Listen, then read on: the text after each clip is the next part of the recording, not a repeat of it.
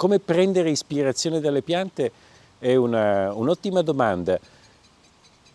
Partiamo dalla situazione del nostro pianeta. Noi viviamo in un momento di grandi cambiamenti ambientali, come non avevamo mai vissuto nella storia, diciamo, della civiltà umana. Più o meno negli ultimi 15.000 anni, da quando l'uomo ha inventato l'agricoltura ad oggi, l'uomo ha vissuto sempre in un ambiente che era estremamente uniforme. Potremmo dire che abbiamo avuto una gran fortuna. In un certo senso ci sono molti studiosi che ritengono che proprio il progresso umano degli ultimi 15.000 anni sia stato frutto anche di questo periodo così straordinariamente uniforme. Tanto è uniforme che una variazione di meno 0,2 gradi che è avvenuta fra il 1550 e il 1750 ha creato in Europa quella che è stata conosciuta come la piccola era glaciale, un periodo incredibilmente freddo, soltanto 0,2 gradi in meno. Oggi siamo in una situazione in cui il pianeta è 1,5, va verso i 2 gradi in più rispetto a questa media degli ultimi 15.000 anni, il che ci pone davvero in una situazione particolare, se non vogliamo usare il termine pericolosa perché è qualcosa di completamente inedito, cioè noi in realtà sappiamo che il mondo come lo conosciamo cambierà, i climi cambieranno in maniera molto drastica, stanno già cambiando, però non abbiamo ancora un'idea seria di come rispondere a questi cambiamenti, cioè che cosa fare. Da questo punto di vista le piante sono delle straordinarie maestre. Le piante, noi pensiamo sempre di essere gli unici esseri intelligenti sul pianeta perché abbiamo un grande cervello. C'è molto da discutere stasera, durante la mia conferenza proprio parlerò molto di questo argomento, del fatto che in realtà alla fine come specie ci stiamo dimostrando molto stupida, contrariamente a quanto possiamo pensare. Le piante hanno una straordinaria capacità di resistenza, sono qui da centinaia di milioni di anni e continueranno ad esserci. Quando noi diciamo che stiamo distruggendo il pianeta, in realtà, come al solito, siamo molto presuntuosi, noi non riusciremo fortunatamente a distruggere il pianeta, al massimo riusciremo a distruggere noi stessi, è una cosa grave che ci dovrebbe preoccupare molto, ma insomma non è tutta la vita del pianeta, le piante continueranno a sopravvivere. Cosa hanno di straordinario le piante che dovremmo imparare a conoscere, dovremmo imparare a imitare? Diverse cose. La prima cosa, che sono fra l'altro delle cose paradossalmente che noi abbiamo in un certo senso imparato a conoscere durante il periodo del lockdown, il primo lockdown, quello duro, quando siamo rimasti chiusi in casa. Che cosa è successo? In quel periodo abbiamo vissuto come delle piante, cioè non potevamo spostarci dal luogo in cui vivevamo. Questa è esattamente la definizione di pianta. E ciascuno di noi di cosa si è accorto in quel periodo? Immagino che sia stata, diciamo, un'esperienza abbastanza comune. Uno, che l'ambiente che ci circondava, cioè dove vivevamo, era fondamentale.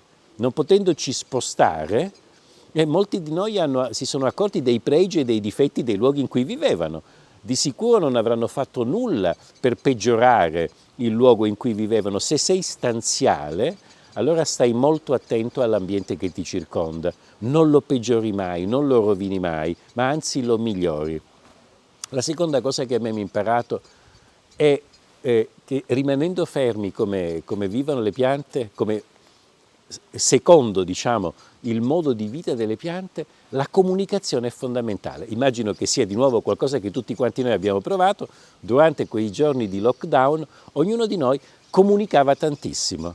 Intanto è vero che internet ha avuto dei picchi massimi di traffico come non li ha mai avuti prima, perché ciascuno di noi cercava di comunicare. La seconda lezione, se sei fermo comunichi tanto. Le piante sono delle straordinarie comunicatrici. E poi probabilmente la più importante di tutte. Un'altra cosa che abbiamo imparato tutti quanti è che rimanendo fermi in casa, non potendoci muovere, la comunità, cioè chi stava intorno, era fondamentale. Chi ci poteva aiutare, ognuno ci potevamo dare la mano l'un con l'altro. Anche questa è una cosa fondamentale, le piante sono delle maestre della comunità. Le piante, diciamo, negli ambienti naturali, quando noi vediamo un bosco o una foresta, dobbiamo pensare a una comunità di esseri viventi interconnessi gli uni con gli altri, che si danno quello che noi diremmo darsi una mano, si scambiano nutrimento, si scambiano acqua, si scambiano informazioni lì dove ne hanno necessità. Queste sono, diciamo, delle lezioni di ordine generale che noi dovremmo apprendere dalle piante. Poi c'è qualche cosa di più pratico. Le piante sono anche uno straordinario strumento per risolvere i problemi che noi abbiamo oggi. Il nostro problema principale è quello del riscaldamento globale. Il riscaldamento globale ancora, diciamo, non è una questione così ben entrata nella coscienza di tutte le persone, però realmente non c'è mai stato un problema così importante nella storia dell'umanità. Questo a detta, diciamo, di tutti gli scienziati. C'è unanimità su questo punto. Il riscaldamento globale è dovuto all'accumulo di anidride carbonica, cioè noi produciamo anidride carbonica che va nell'atmosfera e impedisce al pianeta di raffreddarsi, le temperature quindi aumentano. Da una parte quello che dovremmo fare è ridurre le emissioni di anidride carbonica. Quando apriamo un televisore o sentiamo, diciamo, di queste COP 21, 26, protocolli, eccetera, tutti quanti si basano su questa riduzione dell'anidride carbonica. In realtà, nonostante tutto quanto andiamo dicendo in giro, quello che accade è che ogni anno noi produciamo più anidride carbonica di quanto ne producevamo l'anno precedente. Quindi stiamo facendo esattamente il contrario di quello che dovremmo fare, il che vuol dire che anche che tutte le iniziative, tutte le idee, le soluzioni che sono state proposte finora non funzionano, e non funzionano per un motivo ben preciso, che è questo, che la produzione di anidride carbonica è legata alla ricchezza di una nazione, cioè proprio è un legame lineare, il che vuol dire che più anidride carbonica produce una nazione, più è ricca, più aumenta la sua ricchezza. E allora è evidente che noi, quando chiediamo alle nazioni di produrre meno anidride carbonica, gli stiamo in realtà chiedendo di diventare più povere, e questa è una cosa che nessuno accetterà mai. Bisogna essere realistici. Allora, cosa vuol dire questo? Beh, vuol dire che l'obiettivo di ridurre le emissioni di anidride carbonica è fondamentale, ma richiederà tanti anni, molto probabilmente 50, 60, 70 anni, in cui dovremo cambiare le nostre tecnologie, i nostri approcci, ma ce la faremo. Il problema è che non possiamo avere 50 anni, 60 anni senza fare nulla, e allora qui le piante che ci vengono di nuovo in grande aiuto, perché se noi piantassimo enormi quantità di alberi, potremmo assorbire il surplus di anidride carbonica che è nell'atmosfera. Nel G20 che si è concluso pochi mesi fa a Roma, fortunatamente è stato messo proprio nelle raccomandazioni finali il fatto che i 20 paesi, i primi 20 paesi più industrializzati del pianeta si obbligano a piantare enormi quantità di alberi. Quanti? Dovrebbero essere 1.000 miliardi in 10 anni. Lo so che sembra una cifra iperbolica, però attenzione, il problema che abbiamo davanti è, lo ripeto, il problema più grande nella storia dell'umanità. Non possiamo pensare di risolvere un problema di queste dimensioni con delle piccole soluzioni.